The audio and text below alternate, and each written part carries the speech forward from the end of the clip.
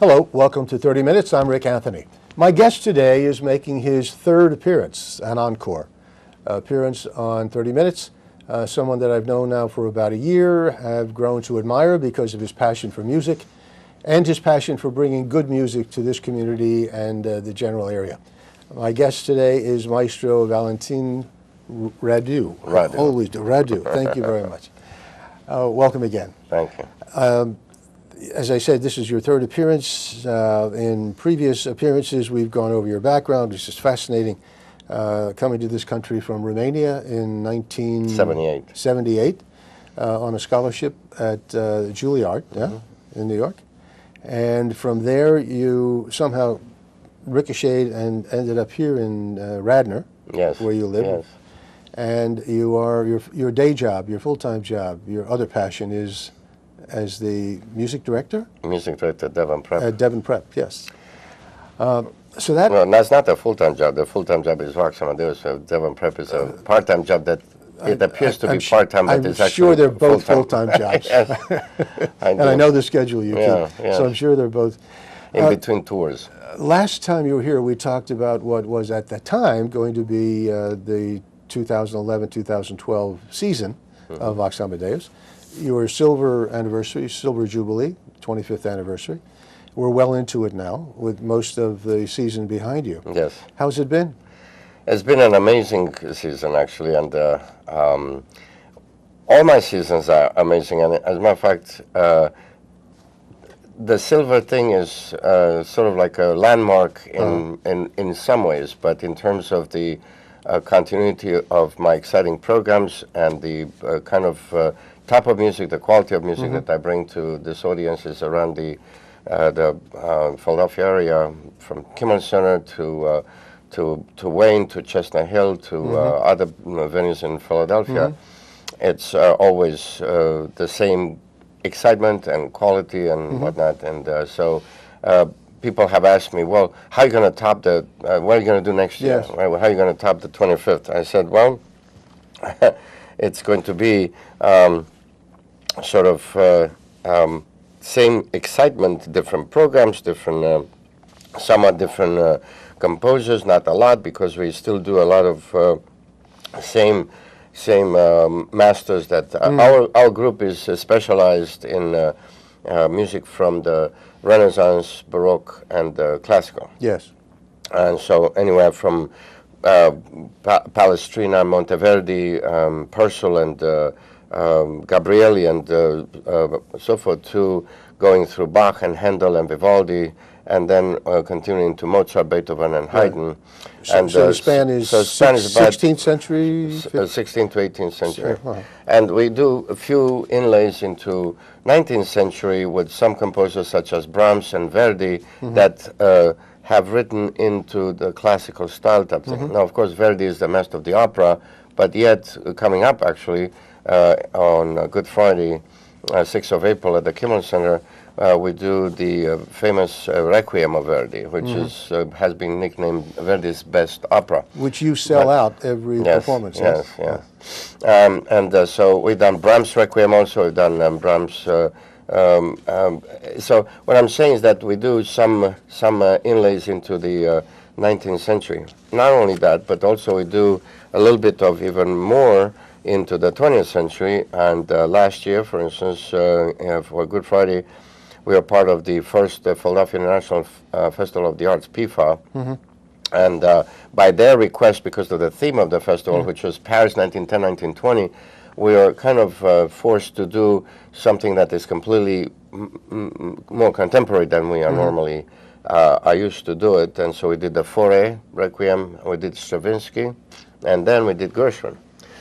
Which all the composers that were in Paris around that time, and was a tremendous success.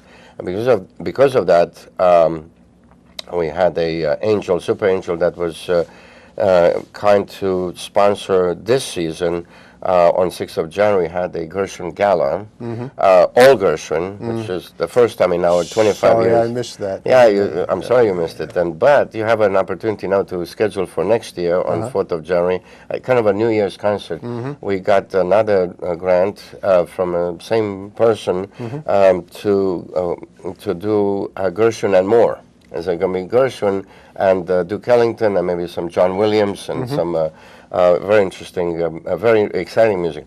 And we brought for the first time also as a guest one of the top pianists in the world, a British fellow by the name of Peter Donahoe from London, who performs regularly with Simon Rattle and top conductor, who also made his Philadelphia debut at the Cameron Center with me and the Amadeus Ensemble this past January, and he's coming back next January.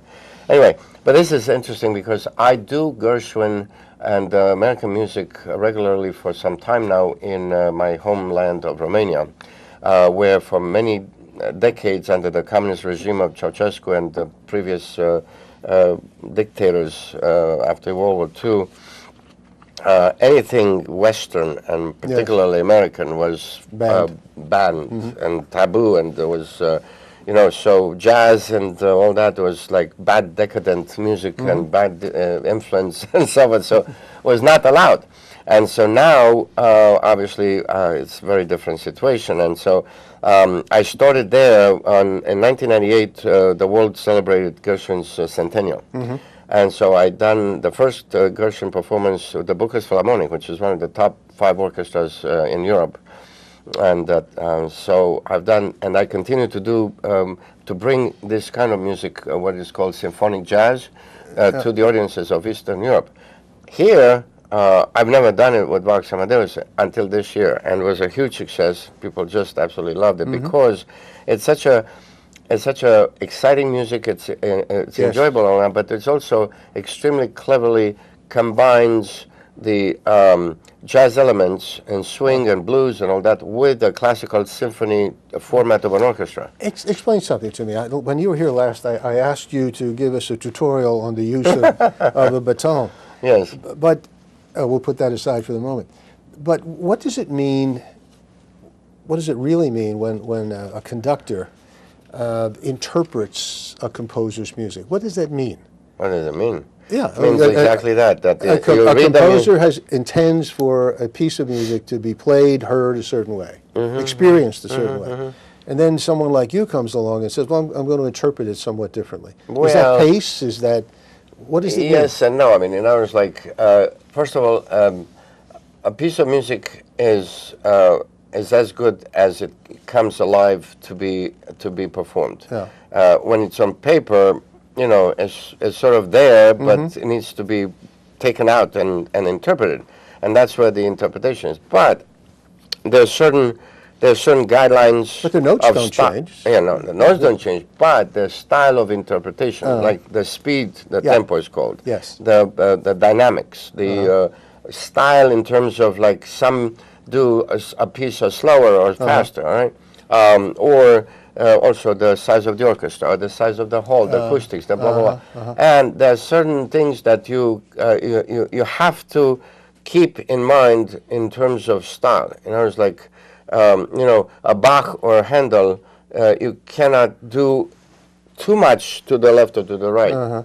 You can do certain variations, like I do, of course, because, of course, nobody knows how really Bach or Handel used to perform it. But there are some indications in terms of from the score, from the ability of the instrument, for the techniques, for the style, and so forth. It's called Baroque performance style. Now, the conductor comes in, reads that, and he also uses his own knowledge, his own enthusiasm, his own style, his own, how should I say, like, like an architect that you say, I want a beautiful house, I want to be this tall and I want to be this wide, but then the rest, he does all the things, and how to fit in the community, the next houses to fit in the style and so on. All right. Well, the same thing is with a conductor that basically puts his own imprint on the style, and sometimes the The orchestra musicians may not agree with him, but tough. He's the boss, he's the captain, he flies the plane. Okay? So, now, last time I remember that you asked me about this magic tool. Yes. This magic tool is called a baton, and it's a very interesting sort of piece that it's used for several purposes. First of all, the reason is so that the musicians all over and singers and so forth can see the hand movements better. But it's used in the right hand when the conductor uses both hands, obviously, to mark the tempo, the speed of the performance and so forth, and also to point the cues of different instruments and so forth. The left hand obviously doesn't have a baton, and it's called the expression hand. And with this, you go all over the place to go soft and loud and more powerful and less and so on. Sometimes, depending on the type of a particular piece or whatever, sometimes you put the baton here and you only use the hands. You don't use the stick if it's a slow movement or very expressive or whatever. Some conductors puts it like this. I've noticed okay? that. Yes. Or some puts like this, or sometimes put it down on the stand, and so on. And so, and sometimes you also you put the baton in the left hand for a moment because you have some expression to give to this side of the orchestra. So it's I mean, this is obviously a very, very small little introductory as to what this. Also, the batons come in different sizes. Yes. And this particular size that you brought is typically used for choral conductors as opposed to orchestral conductors. Orchestral conductors are about almost twice as long. Okay, and the other thing is that that it has to be balanced. Okay, now this is not very well balanced. But it was cheap. It was cheap, right? The trick about the baton is that it has to balance about a third on the side of the handle. With the rest of it, it has to be completely. Why? That's how for the balance in the hand. Okay. It's kind of like that. You know how in a plane you distribute the weight different passengers and baggage and so. Does it get heavy after an hour? No, it's not. No, seriously, because the way you hold it is like a bow of a violin. But also sometimes you hold it like this. And sometimes you hold it like this, and sometimes you hold it like this. All right, so it's I have to watch that more closely. I watch it now. As I told you, it intrigues me because of some of the obvious nuances that are understood only between the conductor and the players, the musicians. And I'm standing. Oh, it's a secret language. Yeah, exactly. It's a secret language. Yes, now, take what you were saying a few moments ago about interpretation and apply it to this tour de force that's coming up on Good Friday at the Kimmel Center. Verdi's Requiem. Yes. Long, heavy, soars at times, and then it's very soft. Very soft at times. It's a whole world. It's an amazing piece that is basically it's like a melodrama. It combines the opera, combines oratorio, and combines a symphonic piece and the religious component, because it's a requiem based on the words of the Requiem Mass, Catholic Requiem Mass, Latin actually, and so forth. And it's truly it's earth-shattering. And I was like, and one of the things that Verdi had used, which he took actually from Bach and Handel, it's what is called word painting. And I was like, the music depicts like soars and goes down and according to the text, and so to make it more vibrant, more understanding, more passionate, and so on. It's truly, in my opinion, the summit of all such requiems, which is a Mass of the Dead, of course, but there's also an affirmation in terms of the way it is. It's an affirmation of life or death. And do you consider this one of your signature performances, signature pieces? Yes. And then following that, on that's on 6th of April at the Kimmel. Following that on 9th, I'm sorry, May on 11th. May 11th, which is Friday before Mother's Day, it's at the Kimmel Center. It's Beethoven's Ninth Symphony, which is the towering symphony of the last of Beethoven, known as the choral with the Ode to Joy and so on and so on. And also in the same concert, I do the violin concerto, which is Beethoven only wrote one violin concerto, but what a piece that is.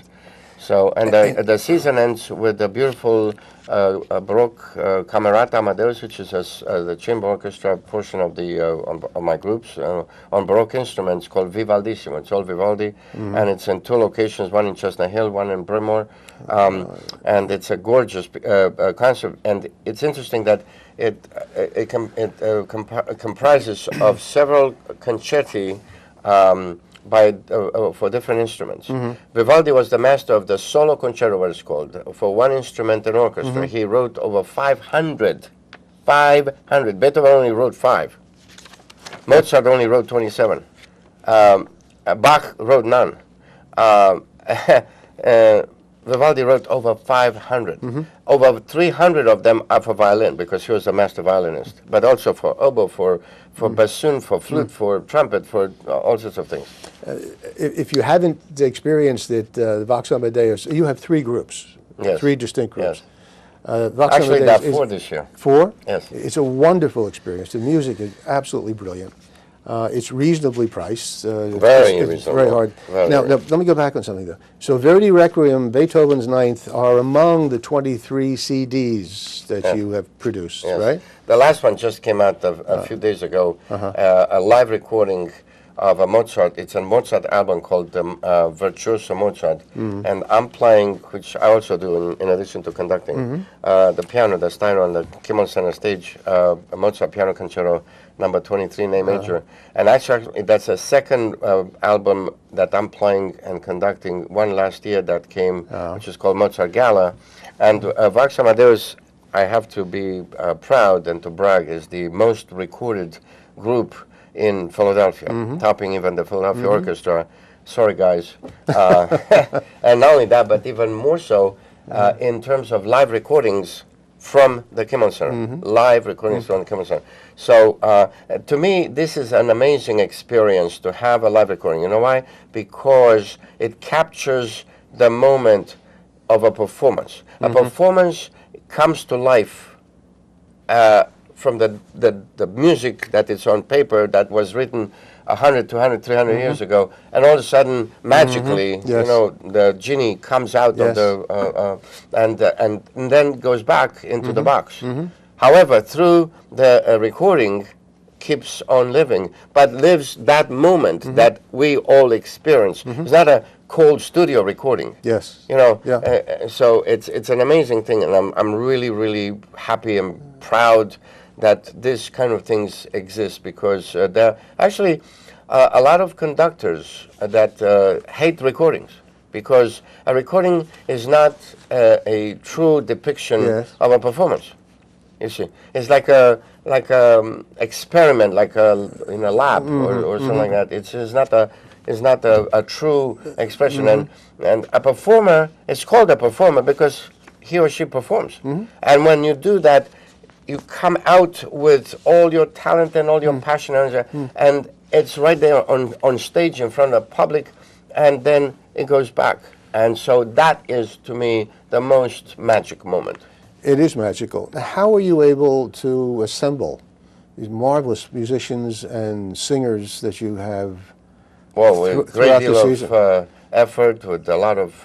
but you draw them from the entire East Coast, yes, right? Yes, literally up and down the East Coast. They come from as far as up as Boston, as down as Virginia, and even South Carolina or North Carolina. And the reason for that is that in the world of the Baroque instruments, it's a very specialized world. And so they're not all able in Philadelphia. They don't all live in Philadelphia, so they live up and down the East Coast. But it's kind of like a club, like a very specialty, a very specialty club, and they come and they get together to rehearse and to perform here under my baton, and they have a great time, and so it's fabulous. Now, of course, about your question about how did I do that? Well, I did that through a lot of sweat, blood, and tears, and also with money that it's always needed because Yes. funny thing, when I lived in the communist Romania, the thing that was difficult is to perform what I wanted. I had to ask permission. First of all, religious and sacred pieces were forbidden. Jazz was forbidden, blah, blah, blah. So, however, regular pieces that were not detrimental to the view of the government and Ceausescu was fine, and never was a problem of funding. You see, because it was all state budget. I submit that, and they liked me, so fine, don't problem. Here, I could do anything I want if I can afford it. Yes. It's kind of like that. So Life is upside down and inside out. Right, right, right. So we always look for support because what we do is truly, we employ, first of all, most of our orchestra is actually from Philadelphia. And so we have also the staff and so on. And so we actually give to the community back a lot of things that it's so needed and so necessary for the culture of this town, Yes. the great city of Philadelphia, which has been for so long known, you know, through the Philadelphia Orchestra. But I just want to say that it's kind of a thing that a lot of people don't think about it. That they just come to a concert, they pay Right. $25 to get in, and they think that's it. Well, actually, just as a little secret, the Kimmel Center we charge a very reasonable prices. Like the most expensive ticket is $60. Most of the tickets are $40. And so the most a lot of the 20. We also do specials, rush tickets for half price and blah blah blah.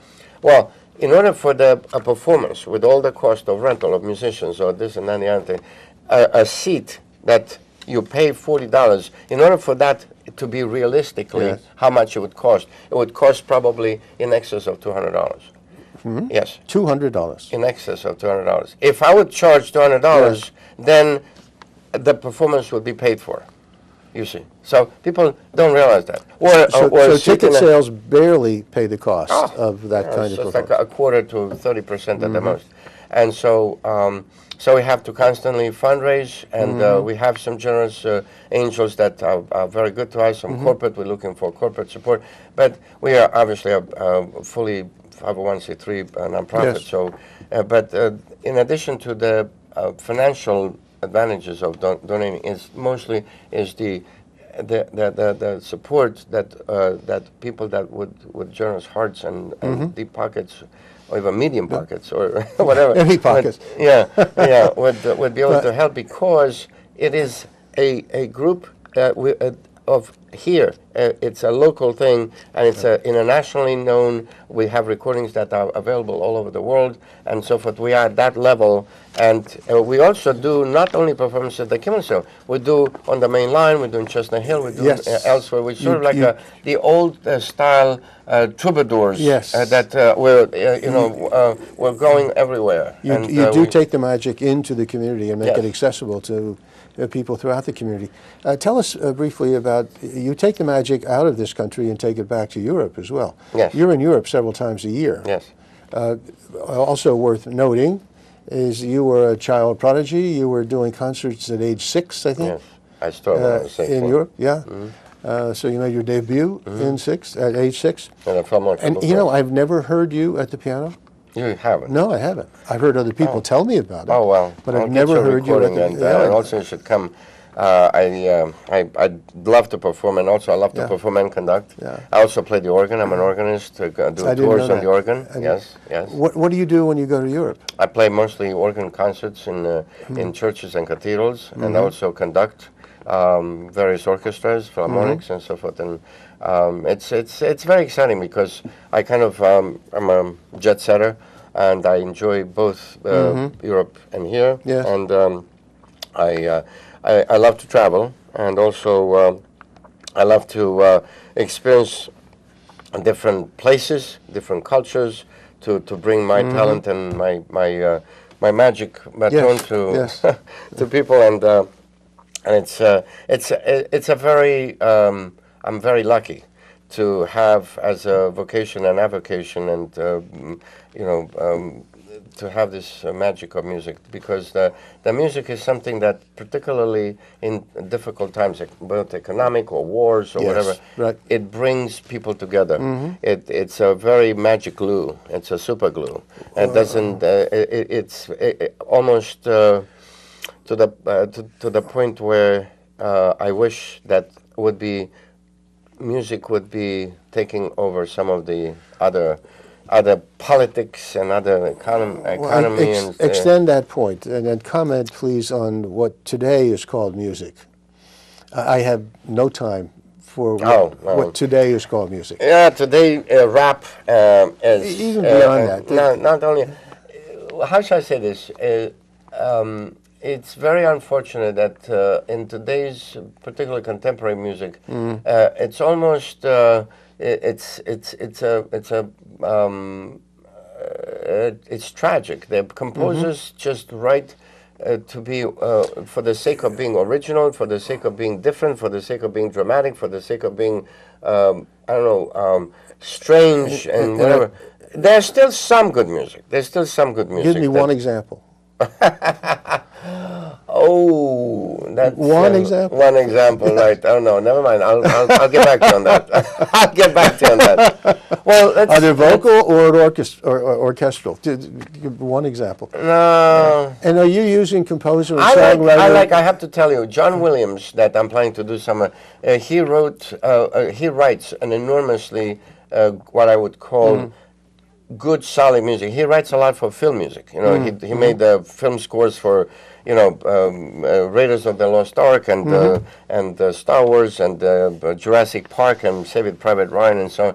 Some of these, actually, I'm going to do on my next concert. Now, he is a guy that, I guess because of the fact that he writes for music, for film, he has to be in coordination with the action of the film and so on. But he's actually, incidentally, a fellow graduate of Juilliard. So he's a composer. Oh, yes. He's not a songwriter. No. And what's the difference? Oh, songwriter writes songs. A composer writes music for orchestra. Well, composers also write for voices. But actually, to be honest with you, less and less composers that write for, like, solid, good vocal music. Vocal music or I mean, there's pop music all over the place, and you have Lady Gaga, and you have Madonna, and you have all of that. That's what I'm talking. That's not what I call music. No. But it's popular with the young people. I guess it is popular. But also, if somebody like Tony Bennett, is still embraced by this generation as well as all the previous generations. Right. You know, it's funny that when I teach at Devon Prep, and the kids, when you listen to him, you can understand the words. Yes.